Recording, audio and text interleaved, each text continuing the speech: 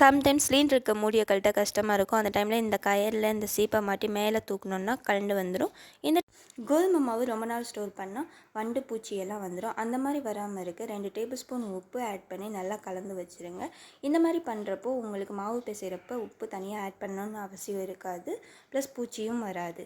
உப்பு ஆட் பண்ணி வைக்க பிடிக்கல அப்படிங்கிறவங்க ஒரு டப்பாவில் உப்பு போட்டு 2 டேபிள் ஸ்பூன் உப்பு போட்டு உள்ளே வச்சிட்டிங்கன்னா குழந்தைங்க இருக்க வீட்டில் பெட்டு கொஞ்சம் டர்ட்டியாக இருக்கும். பாத்ரூம் போயிடுவாங்க. அதில் அந்த ஸ்மெல்லெல்லாம் கொஞ்சம் நல்லா இருக்காது. அந்த பெட்டை நம்ம எப்படி புதுசாக மாற்றலான்னா, 1 tablespoon baking soda, 2 tablespoon talcum powder எடுத்து நல்லா மிக்ஸ் பண்ணிக்கோங்க. மிக்ஸ் பண்ணிவிட்டு அந்த பெட்டில் ஃபுல்லாக ஸ்ப்ரெட் பண்ணிங்க. என்னோடய பெட் இவ்வளோ டர்ட்டியாக தான் இருந்துச்சு.